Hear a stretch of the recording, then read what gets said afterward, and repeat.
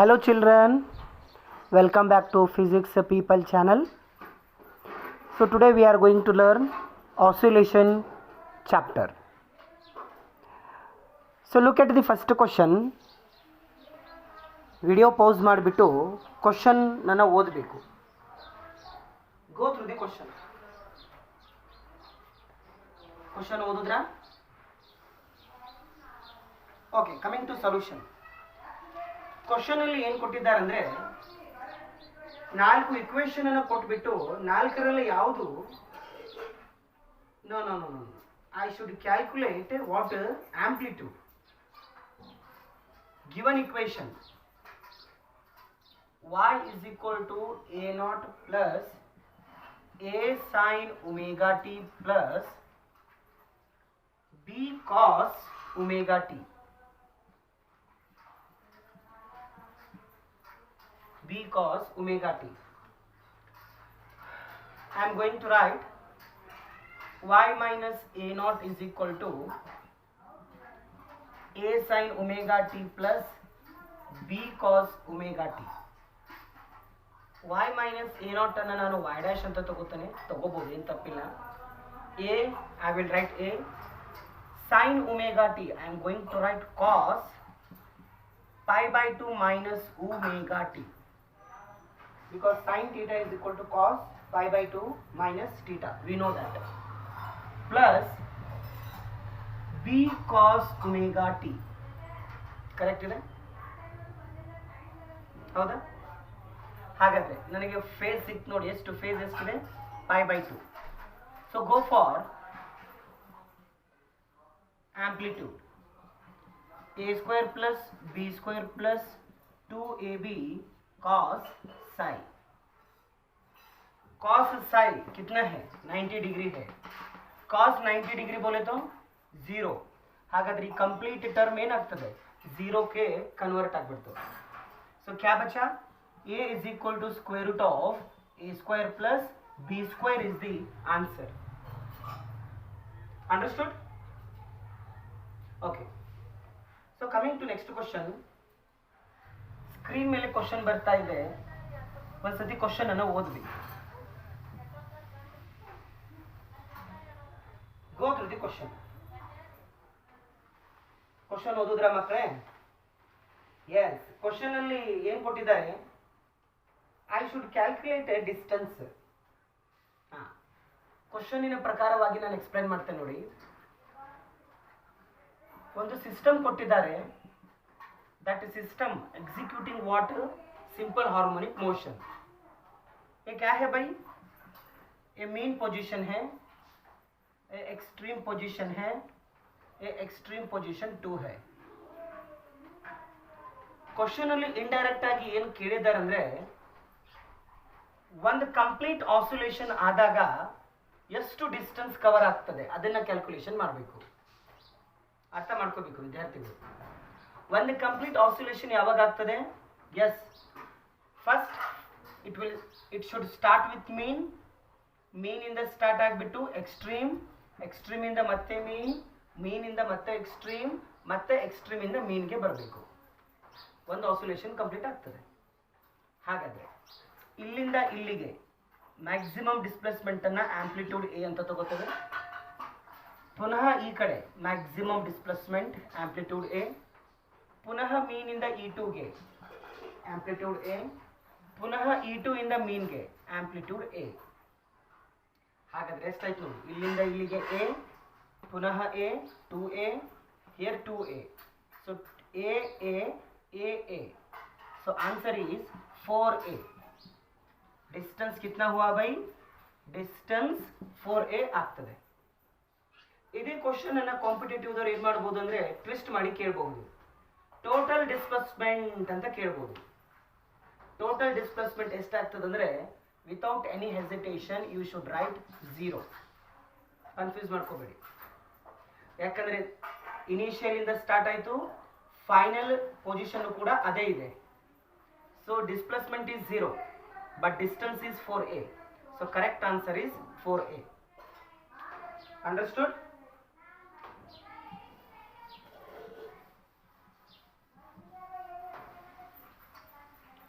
So coming to next question, third question.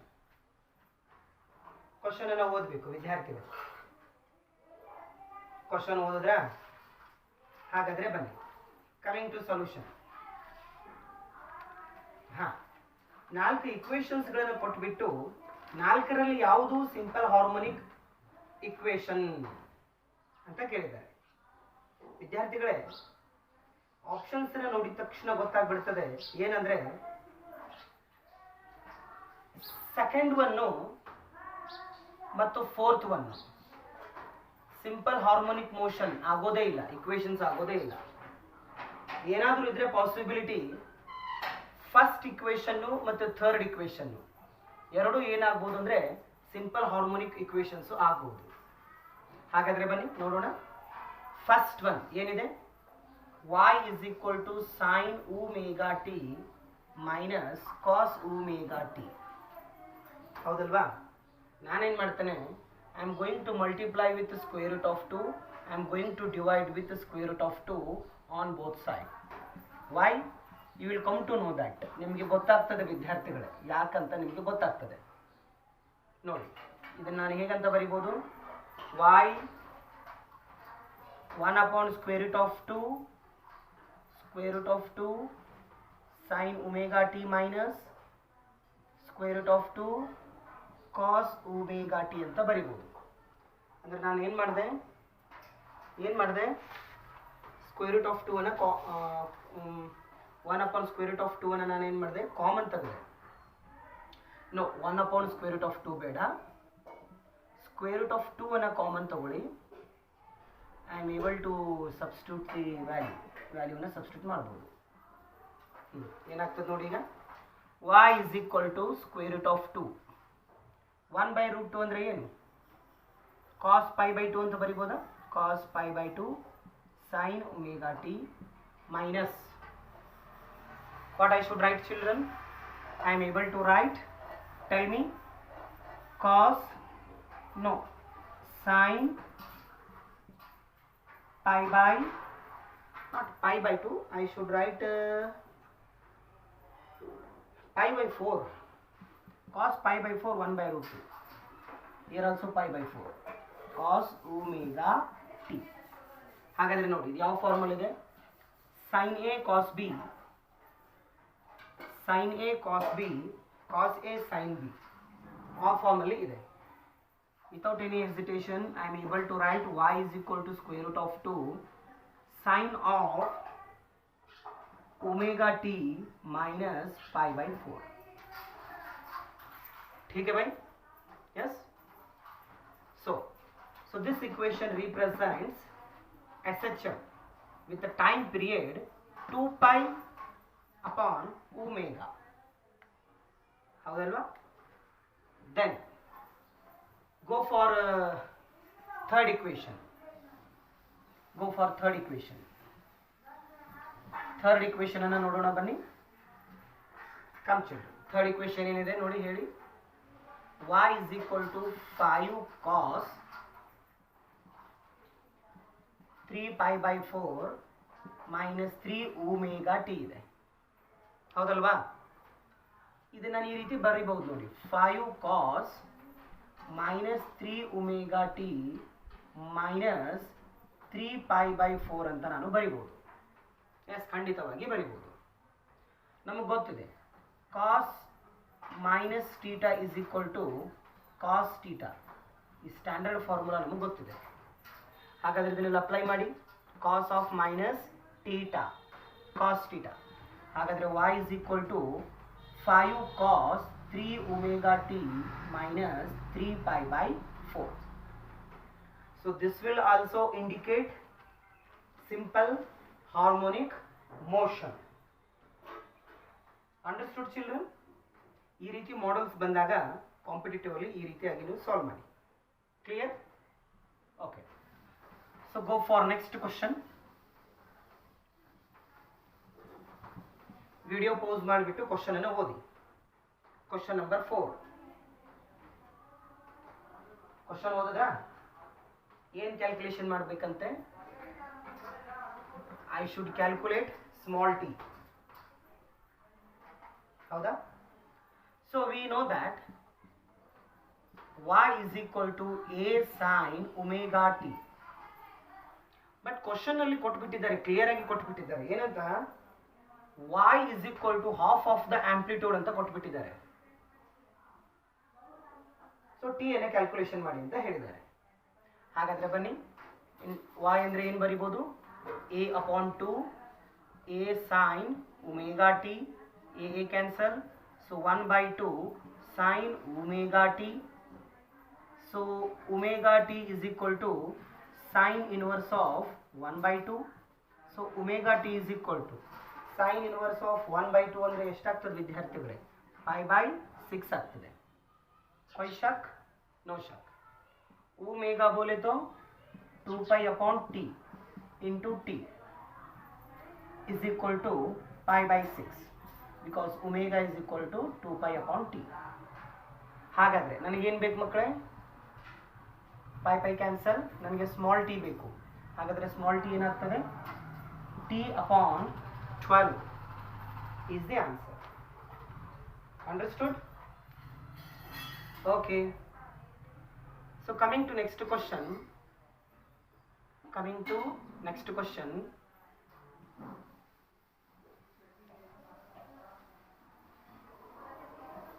Go through next question. Video pass ಮಾಡಿಬಿಟ್ಟು question ಅನ್ನು ಓದಿ.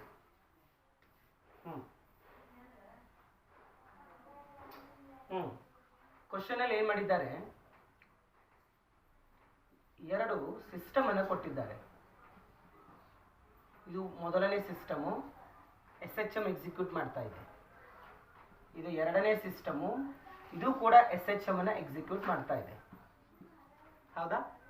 But ಮೊದಲನೇ system ಮತ್ತು ಎರಡನೇ ಸಿಸ್ಟಮ್ಗೆ ಫೇಸ್ ಡಿಫರೆನ್ಸ್ ಎಷ್ಟು ಡಿಫರೆನ್ಸ್ ಇದೆ? pi by 2 ಇದೆ. ಹಾಗಾದ್ರೆ ಇದು 0 ಡಿಗ್ರಿ, ಇದೇನಾಗ್ತದೆ? ಇಲ್ಲಿ pi by 2 ಆಗ್ತದೆ. ಹೌದಲ್ವಾ? ಹಾಗಾದ್ರೆ ಸೆಕೆಂಡ್ ಸಿಸ್ಟಮ್ ಮತ್ತು ಫಸ್ಟ್ ಸಿಸ್ಟಮ್ಗೆ ಫೇಸ್ ಡಿಫರೆನ್ಸ್ 90 ಡಿಗ್ರಿ ಇದೆ. ಹಾಗಾದ್ರೆ ಸೆಕೆಂಡ್ ಸಿಸ್ಟಮು ಎಕ್ಸ್ಟ್ರೀಮ್ ಪೊಸಿಷನ್ ಇಂದ ಸ್ಟಾರ್ಟ್ ಮಾಡ್ತದೆ ಆಸಿಲೇಷನ್ ಅನ್ನ. ಫಸ್ಟ್ ಸಿಸ್ಟಮು ಮೀನ್ ಪೊಸಿಷನ್ ಇಂದ ಸ್ಟಾರ್ಟ್ ಮಾಡ್ತದೆ. ಕರೆಕ್ಟ್ ಇದೆ ಅಲ್ವಾ? ಕ್ವಶನ್ ಪ್ರಕಾರ ನಾನು ಎಕ್ಸ್ಪ್ಲೇನ್ ಮಾಡ್ತಾ ಇದ್ದೀನಿ. ನಮಗೆ ಗೊತ್ತಿದೆ ಆಸಿಲೇಷನ್ ಏನಾದರೂ ಮೀನ್ ಪೊಸಿಷನ್ ಇಂದ ಸ್ಟಾರ್ಟ್ ಆದರೆ I should use a sin omega t. Oscillation ಏನಾದರೂ ಎಕ್ಸ್ಟ್ರೀಮ್ ಪೊಸಿಷನ್ ಇಂದ ಸ್ಟಾರ್ಟ್ ಆದರೆ I should use cos omega t. ಹೌದಲ್ವಾ? ಹಾಗಾದರೆ ಸಾಲ್ವ್ ಮಾಡೋಣ ಬನ್ನಿ. x upon y is equal to a sin omega t upon a cos omega t. a cancel. So x upon y is equal to tan omega t.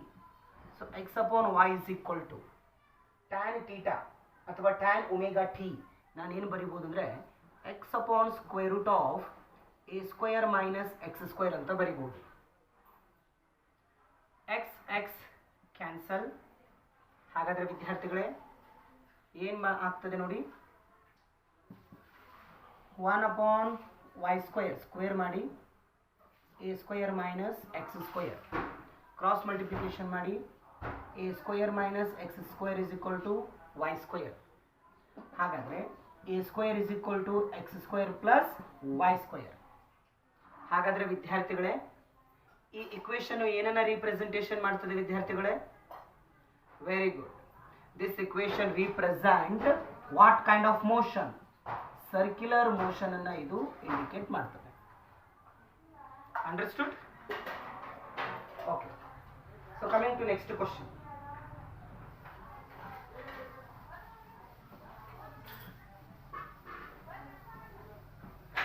Coming to next question, sixth question. Question ಅನ್ನ ಓದಿ, video pause ಮಾಡಿಬಿಟ್ಟು question ಅನ್ನ ಓದಿ. Question ಅಲ್ಲಿ clear ಆಗಿ mention ಮಾಡಿದ್ದಾರೆ. ಏನಂದ್ರೆ time ಅನ್ನು ಕೊಟ್ಟಿದ್ದಾರೆ, t is equal to 4 seconds. Amplitude ಕೊಟ್ಟಿದ್ದಾರೆ 3 ಮೀಟರ್. ಕ್ವಶನ್ ಅನ್ನು ನೋಡಿ, ಕ್ವಶನ್ ಅನ್ನು ಅಬ್ಸರ್ವ್ ಮಾಡಿ. ನೋಡಿ ಯಾವ ಪೊಸಿಷನ್ ಇಂದ ಸ್ಟಾರ್ಟ್ ಆಗಿದೆ ಮೋಷನ್ ನೋಡಿ. ಇಲ್ಲಿ ಹೇಳ್ತೇನೆ ನೋಡಿ, ನಾನು ಲಕ್ಷ ಕೊಡಿ. ಇಲ್ಲಿ ನೋಡಿ ಸ್ವಲ್ಪ ಲಕ್ಷ ಕೊಡಿ. ಇದು 0 degree, 90 degree, 180 degree, 270 degree, 360 degree. ಆಯ್ತಾ?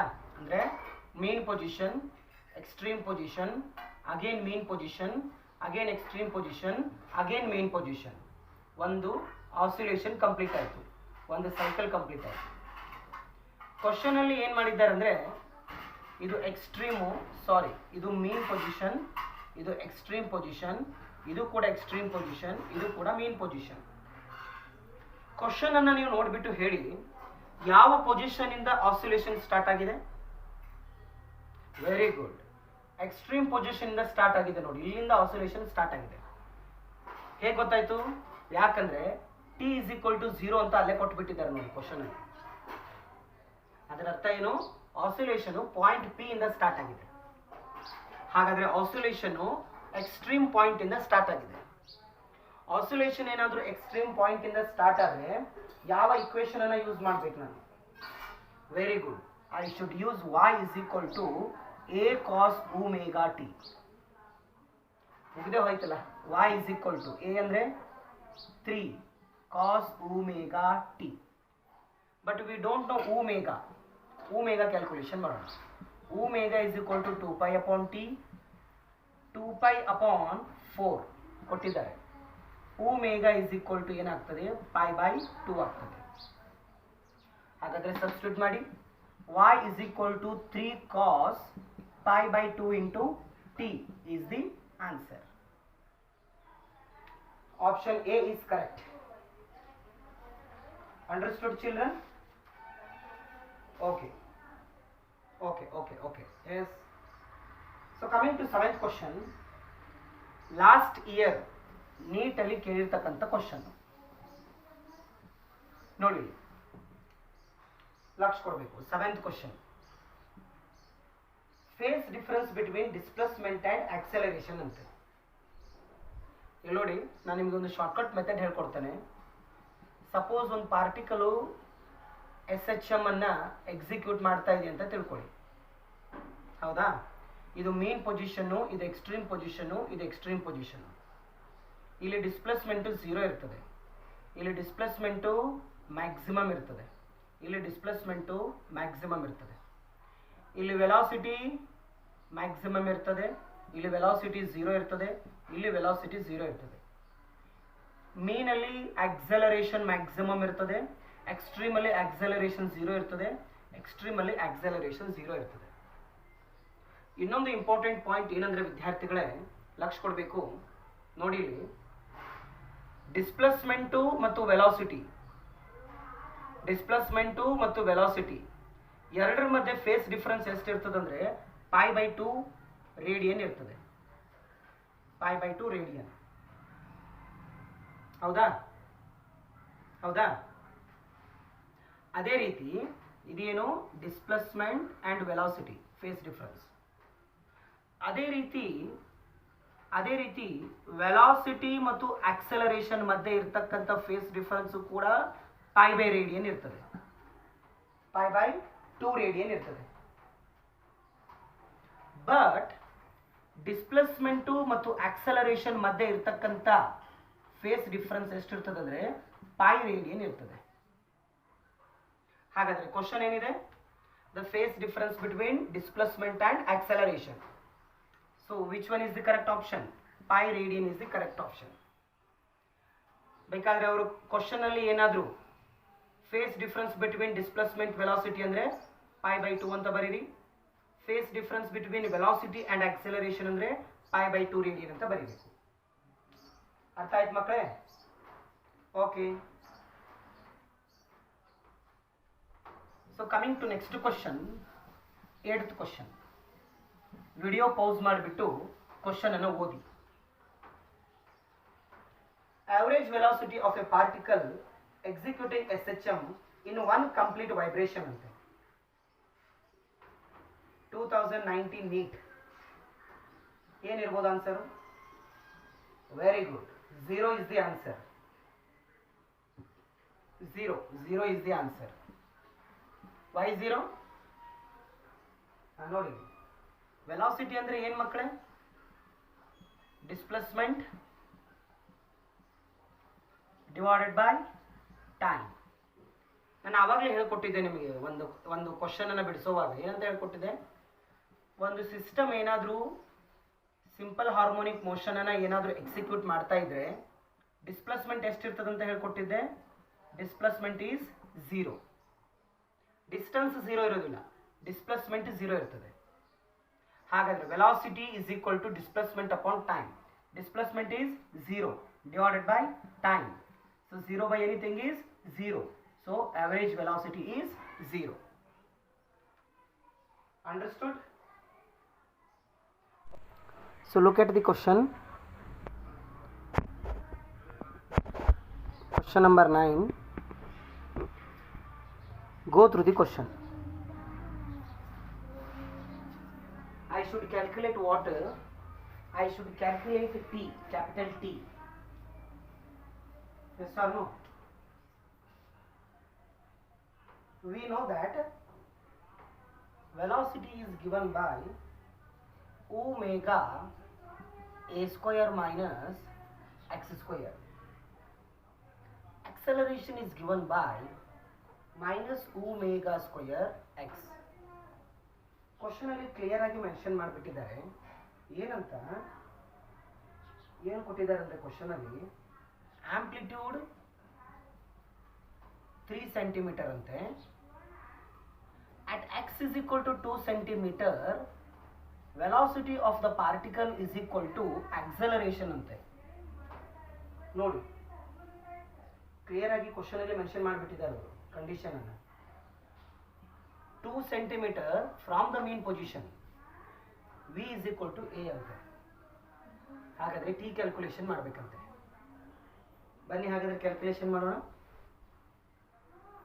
v ಅಂದರೆ omega a square minus x square, a magnitude omega square x. Omega omega cancel, ಏನಾಗ್ತದೆ ನೋಡಿ. a ಅಂದರೆ 3 ಸ್ಕ್ವೇರ್ ಮಾಡಿ 9, x ಅಂದರೆ 2 ಸ್ಕ್ವೇರ್ ಮಾಡಿ 4 square root. Omega 2 pi upon t. x ಅಂದರೆ ಏನು 2. ಸೊ ಇದನ್ನು ಸಾಲ್ವ್ ಮಾಡಿ ಏನಾಗ್ತದೆ ನೋಡಿ ಮಕ್ಕಳೇ. If you solve means square root of 5 is equal to 4 pi upon t. So t is equal to 4 pi upon square root of 5 is the answer. Understood children? Okay. So coming to next question.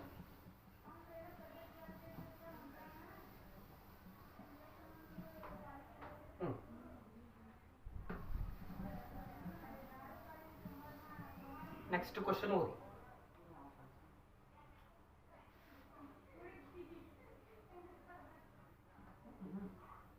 Question number 10. ಏನು ಹೇಳಿದ್ದಾರೆ, maximum acceleration ಅನ್ನ alpha ತಗೊಂಡು ಹೇಳಿದ್ದಾರೆ. Maximum acceleration ಅಂದ್ರೇನು omega square A. Maximum ವೆಲಾಸಿಟಿಯನ್ನು ಅವ್ರು ಏನಂತ ತಗೊಂಡಿದ್ದಾರೆ, ಬೀಟಾ ಅಂತ ತಗೊಂಡಿದ್ದಾರೆ. ಅಂದರೆ ಮ್ಯಾಕ್ಸಿಮಮ್ ವೆಲಾಸಿಟಿ ಅಂದ್ರೇನು omega A.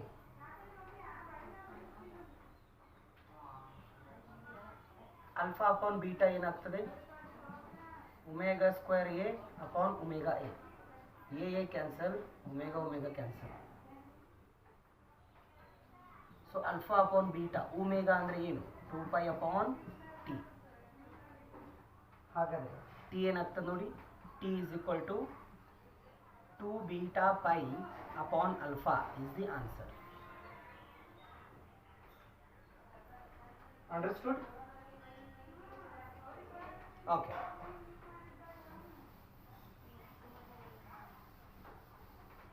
So coming to 11th question, just go through the 11th question. Question ಓದಿದ್ರಾ? Once again I should calculate t is equal to how much. ನಮಗೆ ಗೊತ್ತಿದೆ velocity equation v is equal to omega square root of a square minus x square. ಇದನ್ನು v square is equal to omega square A square minus X square ಅಂತ ಬರೀಬೋದಲ್ಲ. Yes, ಹಾಗಾದರೆ v1 ಏನಾಗ್ತದೆ? v1 square is equal to omega square A square minus x1 square. v2 square is equal to omega square A square minus x2 square ಬರಿಬೋದಲ್ವಾ? According to question ಎರಡು ಇಕ್ವೇಷನ್ಸನ್ನು ನಾನು ಬರೆದಿದ್ದೇನೆ. ಹಾಗಾದರೆ ವಿದ್ಯಾರ್ಥಿಗಳೇ, v1 square minus v2 square ಮಾಡಿ ಏನು ಸಿಗ್ತದೆ ನೋಡಿ. Definitely will get the answer. Solve ಮಾಡಿ ಬನ್ನಿ, ಜೊತೆ ಜೊತೆಯಾಗಿ ಸಾಲ್ವ್ ಮಾಡೋಣ. v1 square minus v2 square multiplication ಮಾಡ್ರಪ್ಪ. ಎಸ್, ಮಲ್ಟಿಪ್ಲಿಕೇಶನ್ ಮಾಡ್ತಾ ಇದ್ದೀನಿ. Omega square x2 square cancel. Yes, both will cancel. ಏನು ಉಳಿತಪ್ಪ? v1 square minus v2 square is equal to, ಇಲ್ಲಿ ನೋಡಿ, ಇದು ಮೈನಸ್ ಇದೆ, ಇದು ಪ್ಲಸ್ ಇದೆ. ಒಮೆಗಾ ಸ್ಕ್ವೇರ್ ಕಾಮನ್ ತಗೊಳ್ಳಿ. ಫಸ್ಟು ಪಾಸಿಟಿವ್ ಟರ್ಮನ್ನು ಬರೀರಿ, ಆಮೇಲೆ ಮೈನಸ್ x1 ಸ್ಕ್ವೇರನ್ನು ಬರೀರಿ. ಕರೆಕ್ಟ್ ಇದೆ? So v1 square minus v2 square is equal to omega ಅಂದರೆ 2π ಅಪಾನ್ ಟಿ, ಒಮೆಗಾ ಅಂದರೆ ಸ್ಕ್ವೇರ್ ಮಾಡಿ 4π square upon T square is equal to x2 square minus x1 square. ಹಾಗಾದರೆ ವಿದ್ಯಾರ್ಥಿಗಳೇ, ಟಿ ಸ್ಕ್ವೇರ್ ಏನಾಗ್ತದೆ ಹೇಳಿ? 4π square x2 square x1 square v1 square minus v2 square. So what is the final answer?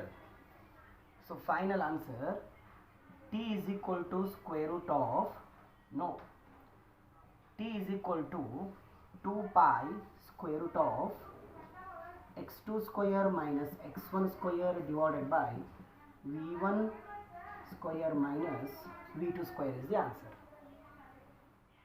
Understood? Understood? Okay. So coming to next question.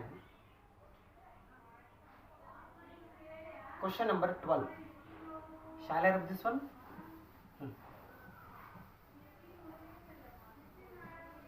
Question ಅನ್ನು ಓದಿ ಮಕ್ಕಳೇ.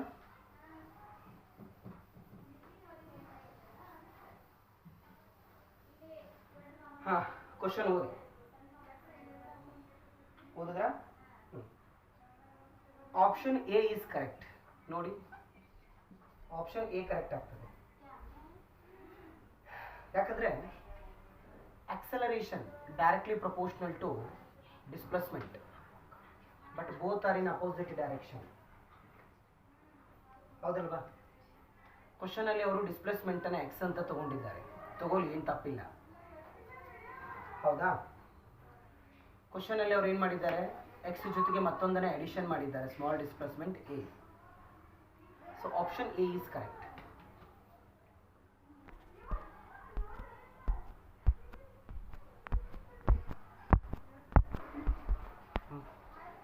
Coming to question number 13. Video pause ಮಾಡಿಬಿಟ್ಟು question ಅನ್ನು ಓದಿ.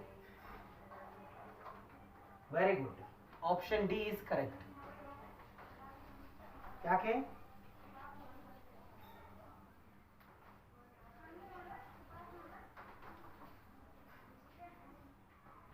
ಏನಿದೆ ನಮ್ಮ basic ಏನಿದೆ? Force acting on a particle F is equal to minus k into x ಇದೆ. ಹೌದಲ್ವಾ? ಹೌದಲ್ವಾ?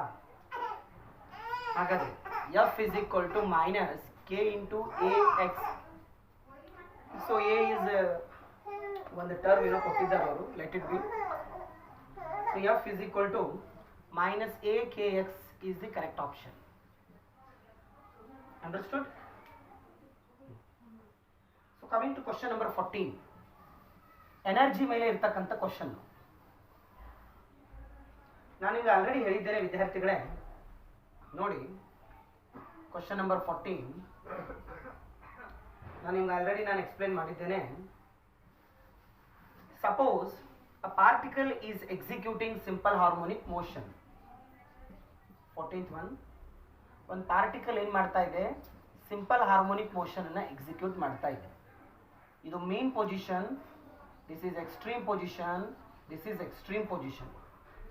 ವಿದ್ಯಾರ್ಥಿಗಳೇ, ನೀವು ನೆನಪಲ್ಲಿ ಇಟ್ಕೊಂಡ್ಬಿಡಿ, ಏನಂದರೆ ಮೀನ್ ಪೊಸಿಷನಲ್ಲಿ ಯಾವಾಗಲೂ ಪೊಟೆನ್ಷಿಯಲ್ ಎನರ್ಜಿ 0 ಇರ್ತದೆ, ಕೈನೆಟಿಕ್ ಎನರ್ಜಿ ಮ್ಯಾಕ್ಸಿಮಮ್ ಇರ್ತದೆ.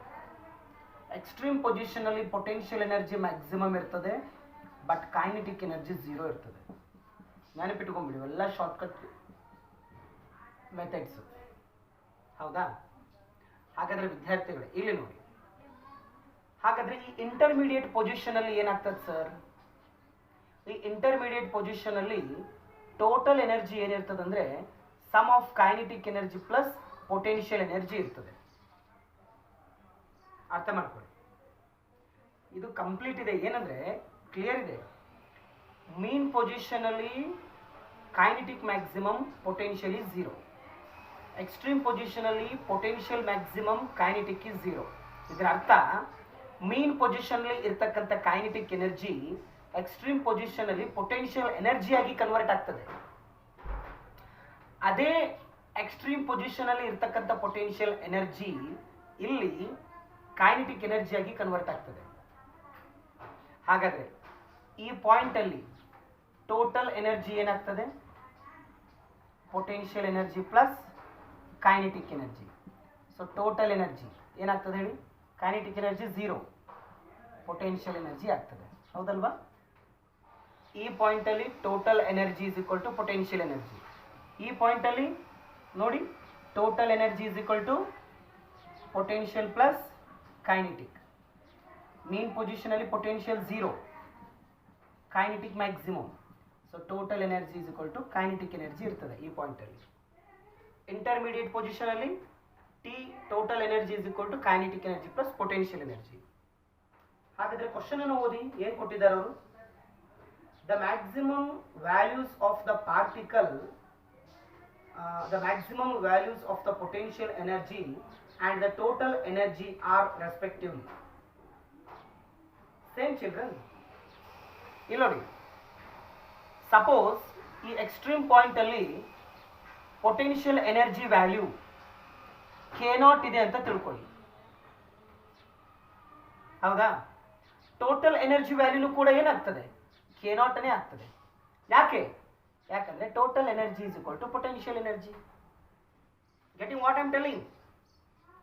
ಪೊಟೆನ್ಷಿಯಲ್ ಎನರ್ಜಿ k0, ಹಾಗಾದ್ರೆ ಟೋಟಲ್ ಎನರ್ಜಿನೂ ಕೂಡ ಏನಾಗ್ತದೆ? k0 ಆಗ್ತದೆ according to question.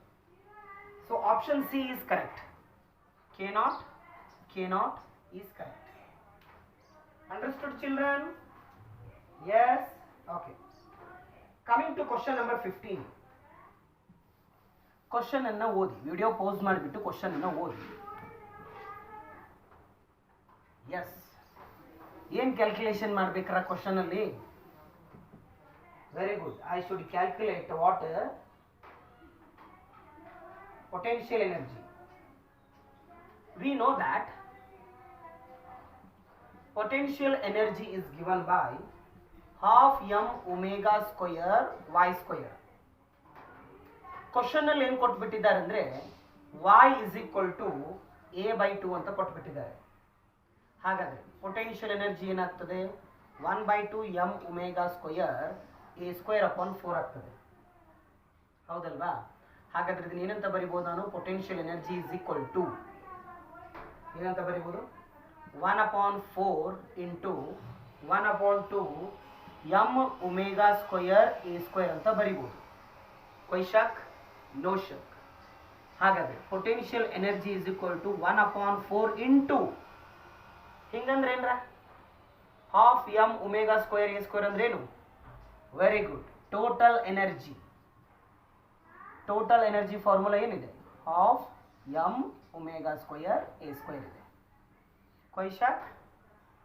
No. So answer is what? E/4. Option C is correct. Okay. So coming to question number 16. Coming to question number 16. Question को एक बार पढ़ो, ध्यान से पढ़ो. ಏನು ಕ್ಯಾಲ್ಕುಲೇಷನ್ ಮಾಡಬೇಕು? I should calculate potential energy.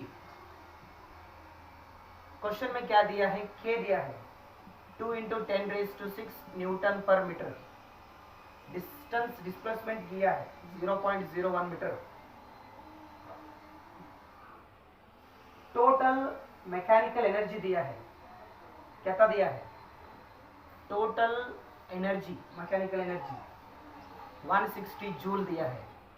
Potential energy calculation ಮಾಡಬೇಕಂತೆ. So we know that the potential energy is equal to half K into x square. ಹೌದಲ್ವಾ? Standard formula. So potential energy is equal to half K 2 × 10⁶ into 0.01 square. So कुल मिला के potential energy ನಮಗೆ ಎಷ್ಟು ಸಿಗ್ತದಂದ್ರೆ 100 joule is the answer. Understood? Okay. So question number 17. Go through the question number 17. Go through the question number 17. Question number 17 ಅನ್ನು ಓದಿ. Correct option 2 seconds. Option A is correct. Why 2 seconds? Because time period ಎಷ್ಟು ಕೊಟ್ಟಿದ್ದಾರೆ? Time period is 4 seconds ಅಂತ ಹೇಳಿದ್ದಾರೆ. ಹೌದಾ? ಅಂದ್ರೆ one complete oscillation ಅಲ್ಲಿ same kinetic energy ಮತ್ತು ಸೇಮ್ ಪೊಟೆನ್ಷಿಯಲ್ ಎನರ್ಜಿ ಎರಡು ಸತಿ ರಿಪೀಟ್ ಆಗ್ತದೆ. So the difference will vary with a period of 2 seconds. ಹೌದಲ್ವಾ? ಇಲ್ಲಿ ನೋಡಿ, ಇದು ಮೀನು, ಇದು ಎಕ್ಸ್ಟ್ರೀಮು, ಇದು ಎಕ್ಸ್ಟ್ರೀಮು. ಹೌದಾ? So here potential energy is maximum. Potential energy maximum. Kinetic energy maximum. Kinetic energy maximum. ಹೌದಲ್ವಾ? ಇಲ್ಲಿ ಕೈನೆಟಿಕ್ ಎನರ್ಜಿ 0, ಇಲ್ಲಿ kinetic energy 0. So maximum potential energy, maximum potential energy. ಹಾಗಾದ್ರೆ ನೋಡಿ, ಒಂದು ಕಂಪ್ಲೀಟ್ ಆಸಿಲೇಷನ್ ಆದಾಗ ಪೊಟೆನ್ಷಿಯಲ್ ಎನರ್ಜಿ ವ್ಯಾಲ್ಯೂ ಮತ್ತು kinetic energy value ಎರಡು ಸತಿ ರಿಪೀಟ್ ಆಗ್ತದೆ. ಅಂದ್ರೆ 2 ಸೆಕೆಂಡ್ಗೊಮ್ಮೆ ರಿಪೀಟ್ ಆಗ್ತದೆ ಅಂತ ಹೇಳ್ತಾ ಇದ್ದಾರೆ. So option A is correct. So coming to question number 18. Question number 18 ಅನ್ನು ಓದಿ.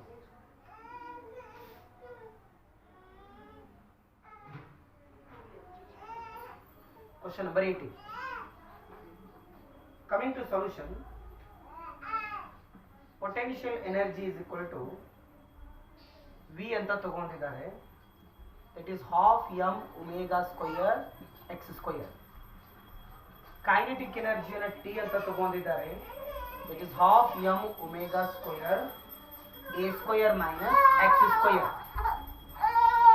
ಫಾರ್ಮುಲಾ ಇದು, ಸ್ಟ್ಯಾಂಡರ್ಡ್ ಫಾರ್ಮುಲಾ. ಅವ್ರ ಕ್ವಶನ್ ಅಲ್ಲಿ ಏನು ಹೇಳಿದ್ದಾರೆ? ವಿ ಅಪಾನ್ ಟಿ ಕ್ಯಾಲ್ಕುಲೇಷನ್ ಮಾಡ ಅಂತ ಹೇಳಿದ್ದಾರೆ. ಸೊ ವಿ ಅಪಾನ್ ಟಿ ಏನಾಗ್ತದೆ ನೋಡಿ, V upon T or T upon V, T to V ಅಂದಿದ್ದಾರೆ. Sorry, T to V, T upon V. So half M omega square A square minus X square, half M omega square X square. Half of cancel, m omega square cancel, क्या बचा? a square minus x square divided by x square is the answer.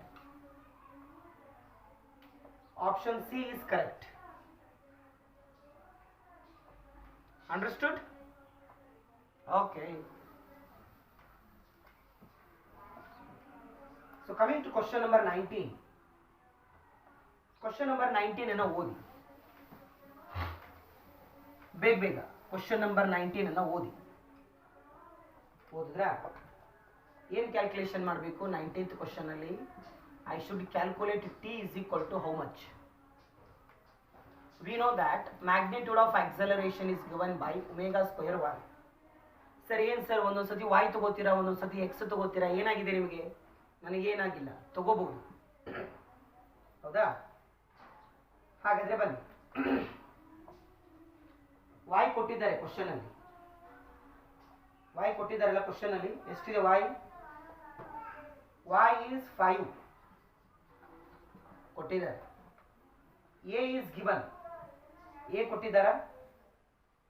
acceleration is given 20 meter per second square. ಏನು calculation ಮಾಡಬೇಕು?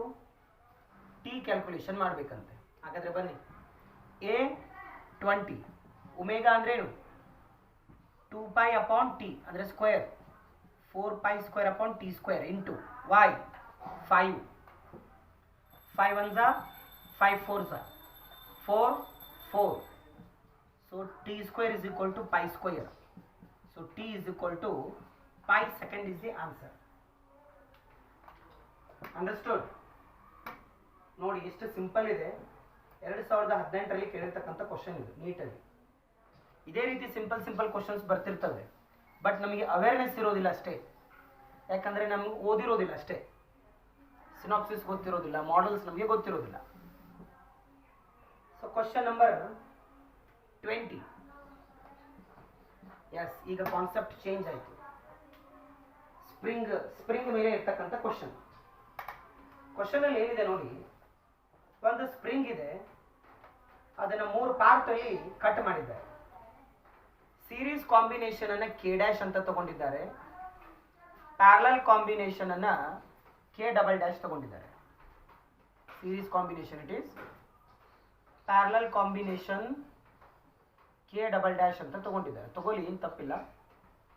S S, ratio ಏನಿದೆ ನೋಡಿ, 1:2:3 ಅಂದ್ರೆ K 2k 3k, K 2k 3k. ಯಾಕೆ ratio ಎಷ್ಟಿದೆ? 1:2:3 ಇದೆ, ಹೌದಲ್ವಾ? ಹಾಗಾದ್ರೆ ಸೀರೀಸ್ ಕಾಂಬಿನೇಷನ್ ಫಸ್ಟ್ ನೋಡೋಣ. ಫಸ್ಟ್ ಸೀರೀಸ್ ಕಾಂಬಿನೇಷನ್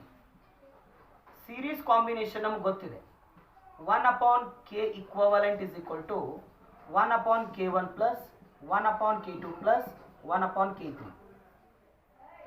ಹಾಗಾದ್ರೆ 1/k dash, ಇದನ್ನ k dash ಅಂತ ತಗೊಳ್ಳಿ. 1/k plus 1/2k plus 1/3k. ನೀವು LCM ತೆಗೆದ್ರೆ ಎಷ್ಟಾಗ್ತದೆ ಅಂದರೆ 11/6k ಬರ್ತದೆ. So k dash is equal to 6k upon 11. k dash ಸಿಕ್ತು ನೋಡಿ. Second one, go for parallel combination. Parallel combination ಏನು ಹೇಳ್ತದೆ? k equivalent is equal to k1 plus k2 plus k3. k1 plus k2 plus k3 ಅಂದ್ರೆ k plus 2k plus 3k, k plus 2k plus 3k. कुल मिला के कितना होता है भाई? 6k होता है. ಇದನ್ನ k ಡಬಲ್ ಡ್ಯಾಶ್ ತಗೊಂತ ಹೇಳಿದ್ದಾರೆ ಕ್ವಶನ್ ಅಲ್ಲಿ. ಹಾಗಾದ್ರೆ ನನಗೆ ಏನು ಬೇಕಪ್ಪ? k dash upon k double dash ಬೇಕು. 6k upon 11 divided by 6k. 6k cancel. So 1/11. So what is the answer? Very good. 1:11 is the answer. Understood? Okay. ಬರ್ಕೊಳ್ಳಿ ಬೇಗ. Coming to question number 21. Question number 21. Video pause ಮಾಡಿ question ಅನ್ನ ದಯವಿಟ್ಟು ವಿದ್ಯಾರ್ಥಿಗಳು ಓದಬೇಕು. ಓದಿದ್ರ?